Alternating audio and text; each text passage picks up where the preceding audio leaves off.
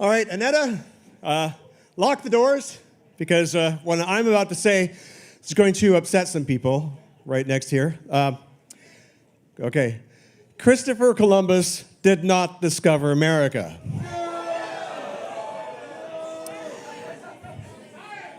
Exactly. I mean, never mind the question of like how you can discover a place where the inhabitants are watching you arrive from the shore. They weren't wearing pants. Is that what somebody said? I like that. So anyway, there were actually many other mariners before Columbus that discovered America as well. Decades earlier, even eons earlier, there were so many people that were coming across these islands and this continent. But it's only been in the last century that evidence has surfaced and continually grown to indicate that many of these pre-Columbian explorers might have come from Africa. So the first scientist to promote this possibility was Leo Wiener. Born in Russia, Wiener immigrated to the United States in the late 19th century on his way to British Honduras, where he planned to open a vegetarian commune. Well, when that turned out not to be the dream job he expected, he moved back to the United States and he became a professor at Harvard University, as one does. But in his time in Mesoamerica, he started noticing things. There are lots of things that led him to encounter certain discoveries that made him consider that possibly if the origins of American civilization might actually be in Africa. So he observed so many linguistic and botanical and other similarities that between 1920 and 1922, he published an extensive 3-volume piece called Africa and the Discovery of America. Now, unfortunately, this is the 1920s, so as yet, no serious archaeological evidence had been done or work had been done to support his botanical theories, because everyone was over raiding tombs in Egypt and things like that. Nod to Howard Carter. So he didn't have a whole lot of other stuff than the names to support him. However, he knew that other clues must exist. For example, he pointed out that Columbus himself was aware that African mariners had preceded him. In his diary of his second voyage, Columbus tells of how the natives of Hispaniola actually had given him gold-tipped metal spearheads that they said were brought by black-skinned people who had come in large boats from the south and southeast. Coincidence? I think not. No. So what's interesting about that, so upon returning to Spain, is that he actually took the spearheads and he sent them away and they had them assayed, and it turned out to be that these spearheads were covered in this metal, this alloy that the inhabitants called guanin, and the metallurgists actually found out that this was an alloy of 32 parts. It was like 18 of gold, 6 of silver, 8 of copper, which, dun, dun, dun, matched the metal used in spearheads made in Western Africa for thousands of years, as carried by medieval African warriors, including the Mali and the Moors. The West Africans even called this metal guanine, the same name used by the natives of Hispaniola. But nothing more was said about that. Conspiracy. Well, probably because, in the interest of Spain, it was in their best interest that they didn't want to have any challenges to their discovery and the claims to the islands of the West Indies. Well, as the poem goes, or it should anyway, in 1493, Columbus stole all he could see. Yeah, so on his second voyage, which was 10 times larger than the first, Columbus went on a frantic but unsuccessful island-hopping trip to find gold and spices. He carried along several natives from his newly discovered San Salvador, which the inhabitants called Guanahanvi. Another island that the natives pointed out, which was really large, and was called Soameto. Soameto. Now, Columbus continued going around whimsically renaming every island he could find. But, Leo Wiener, being the curious person and the linguist that he was and the etymologist, he couldn't help noticing that the origin of these many place names and botanical names in Mesoamerica actually sounded distinctly like other languages in Africa, particularly Bantu and even Arabic. Wiener and numerous other botanists have also puzzled over the presence of certain plants that predated Columbus but originated in Africa. For example, the calabash bottle gourds. Now, this is a species originally from West Africa, where they were well cultivated in America before Europeans arrived, even long before they existed in Indonesia or Polynesia. So, in fact, the Pacific was the last place that bottle gourds actually reached and expanded to. Pardon my covfefe. Well, if it were not for transatlantic trade, pre-Columbian times, it would be very difficult to explain how certain plants, such as the yam, the sweet potato, domesticated cotton, peanuts, and tobacco, reached both West Africa and the Americas.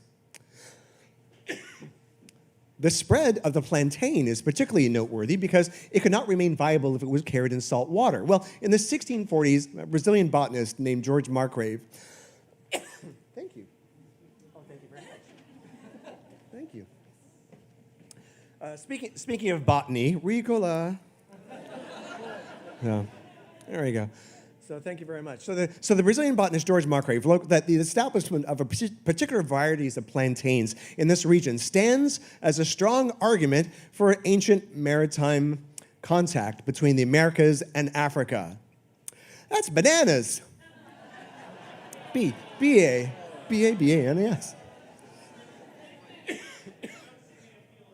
That's right. Thank you. All right. Excuse me. All right. Yeah. Okay. So, how do these plants and languages? That's going to be good for the video. All right. Fix and pose. All right, use the cough drop. Okay, so how do these plants and languages and other cultural elements get to the Americas? Well, some believe, so what's that? Well, you're cheating. Well, some people believe that, over thousands of years, Africans migrated out of Africa and then over the Bering Strait, then down into South America, and things like that. Well, another explanation exists, and so get ready. There you go. Let it out of your system. Awesome. Africans had ships. In fact, they had four kinds of. They had unbelievable. They had a shipload of vessels, and they had away. The anchors way. So in fact, they had four kinds of vessels, and Nubian pottery. This is an example of Nubian pottery with a painting on it that shows a long-hold pottery art. That shows either a long-hold boat or a papyrus raft or a hulled-out canoe. And then this other painting beside it is from, the first one was from 3000 BC, and this is a bird's-eye view of an oared riverboat in Chad. And it dates from 3500 BCE. Now, the Africans of Guinea also had dugout canoes hewn from these monumental trees on the coast there. In 1500, just a few years after Columbus's voyage, the Portuguese captain Pacheco Pereira wrote, "In this country can be found the largest canoes made of a single trunk. Some are so large that they hold 80 men." Now, the West Africans were known to lash two dugout canoes together, side by side, and no one questions the seaworthiness of a similar type of Polynesian catamarans. Well, here's a 15th century Portuguese painting of sailing canoes on the Congo estuary. The Portuguese, like Captain Pereira, had heard that African traders were visiting Brazil in the mid-1400s. So to demonstrate that mariners from West Africa could have sailed to the Americas using papyrus vessels as early as 2000 BCE, Norwegian adventurer Tor Heyerdahl actually used ancient shipbuilding techniques in order to construct and sail the Ra 1 and the Ra 2 in 1969 and 70. And generally, some type of sailing vessel will average about 100 miles per day, even without sails. And in an ocean current, something like a raft or a reed boat can can average about 60 miles a day. Now, Islamic historian Amir Hajib reported that voyages west from Mali were happening in the year 1311, just 150 years before Columbus. Now, when he asked the Mali emperor, shown here, incidentally, holding a globe of the world made of solid gold, asked him, well, tell me about this rumor about Atlantic travel. And he said that his predecessor had commissioned an expedition with 200 ships filled with men and a similar number with gold and water and enough provisions for 2 years. And he said, go out and find something. And if you don't come back, so you find something or you run out of food. And unfortunately, only one ship returned, and the captain told the emperor that we sailed for a very long time until we met what seemed like a river with a strong current flowing in the open sea. I was the last ship, and I turned where I was and did not enter the current. The others disappeared. I do not know what became of them. So, well, this story seems to describe the trade wind-driven equatorial current, or the Canary Current. Now, I apologize if anyone has any cats on their lap at the moment, but so we basically have two rivers, two circular rivers in the ocean here, and you can see it's very easy for Africans from the south and the Angola regions to come up towards the equator and going westwards, or from the western coast of Africa north of the equator to go eastwards along that same current. But you know, this Mercator projection doesn't really, in terms of cartography, boo Mercator. It really doesn't do it justice. So let me just, I did this little animation for you to show that they could have taken the Canary Current up and around, and then they go over they fall off the edge of the earth, and then they come back and they make landfall back again in Cape Verde. So it is definitely possible. So I definitely had to do that. Now, at least a dozen explorers, including Constantine Ravenous, reported seeing blacks upon reaching the New World. In fact, in 1513, Spanish explorer Vasco Núñez de Balboa, who you might know because people named a very popular dance after him. Anyway, so when Balboa was there, he said he met members of a tribe of Ethiopians in Panama. And according to Balboa's log, these men came from a totally black village that was 2 days' journey away. And he figured that these blacks had come from Ethiopia at a much earlier date. So there are also examples of physical evidence, including pre-Columbian African skeletons, which have been found throughout the Americas. Now, dating between 800 BCE and 300 CE, these murals are from the Temple of the Warriors at Chichen Itza. Now, they clearly feature, the color version is easier to see, but they clearly feature 3 races. And it's depicting black and Indian allies and a battle against white invaders. Now, because of their long blonde hair jewelry, a skin-hulled boat that we have here, right there, and also the fact that they're fighting naked, which was common for warriors from Ireland, they believe that these are Celtic warriors. And because this mural shows that blacks are clearly fighting on the side of the Mayans, that they must have been integrated into society much longer before this painting was done in order to form that form of alliance. Now, there are numerous pre-Columbian figurines with striking similarities to ancient African artwork, and they've been found in Central and South America. In southeastern Mexico, there are 18 rock statues of heads up to 11 feet tall that are facing the ocean, looking east. Now, archaeologists call them the Olmec colossal heads, after the people that carved them. And they were produced for 50 to 200 years and date from at least 900 BCE, when they were mysteriously buried for some reason. So now think about it. It took enormous effort to quarry these. The smallest one was 6 tons, so 6 to 50-ton blocks, to quarry them and carry them 75 miles away from the quarry, and then carve them, and then erect them. These people that they modeled them after must have been important. Whoever they were, they must have been important to be remembered or obeyed or worshipped. Well, Jose Megliar Serrano, the archaeologist who first uncovered them, He pointed out that facial features look amazingly like African blacks, and they all display distinctive headgear or protective helmets. Now, however, some people think that these are actually the facial figures of overweight babies. Yeah, I think they needed to wear helmets when they were babies if they think that. So. And then still others find it easier to believe that instead of Africans, those depicted or responsible for these sculptures, and as well as the Mesoamerican pyramids, were not African Americans, but dun dun dun. So why is it that so many people have never heard of this alternative of American discovery by the continent's nearest neighbors?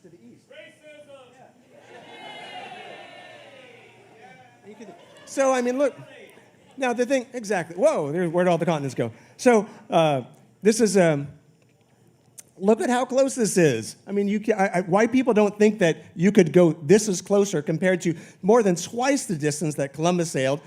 This will win a drink for you in a bar game sometime. Which state is closest to Africa? Maine. Yeah, look, see there, you need a globe for this. Look at that. Versus yeah, geometry, science. There you go. So anyway, so very few Americans know this. And why is this? So having examined textbooks throughout for years up until 2018, James W. Lowen says that although some books cite the alternative possibility that Vikings, Norse, or even Irish may have reached America first, not one textbook, old or new, mentions the West Africans. So whether or not you give any credence to this admittedly controversial Afrocentric theory, it's obvious that Columbus was not the first to discover America, but the last. So why did he make such an indelible mark on Western people's minds? Well, conquest may have a lot to do with it. Right, Eurocentrism. And also unlike the mundanity of perhaps thousands of years of peaceful African transatlantic trade, the quest for gold and world domination makes a much better story. And, the good Queen Isabella was so proud of her fella that she immediately equipped Columbus with 17 ships, 1,500 men, 200 cannons, crossbows, cavalry, and even 20 attack dogs for a second voyage. And another, and another. The story of Columbus remains the most widely accepted version of American discovery, most likely because it was the most recent, the most well-armed, the most documented, and the most similar in appearance to the authors of American textbooks. And one other thing that should be pointed out here is that in the years after Columbus discovered America, in 400 years, 20 million Africans were stripped from the coast of Africa, half of them dying in transit for slavery, who knows how many fleeing inland. And at the same time, within 5 years of Columbus's arrival in the New World, 90% of the indigenous population had died from disease or murder, 90%. So the fact is, that leaves few people to have a written or memory or an oral history of the seafaring of their African discoverers.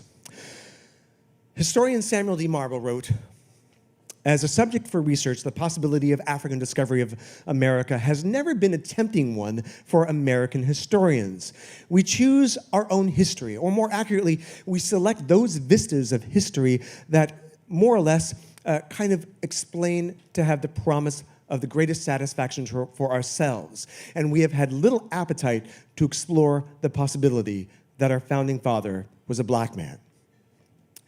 So nevertheless, there is considerable evidence to suggest that African mariners also participated in this great adventure, no less than Vikings, the Portuguese, Spaniards, Celts, Chinese, Polynesians, and Arabs, and others.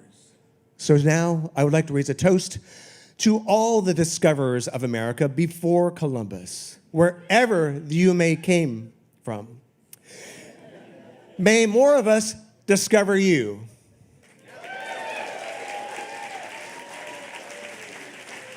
Thank you.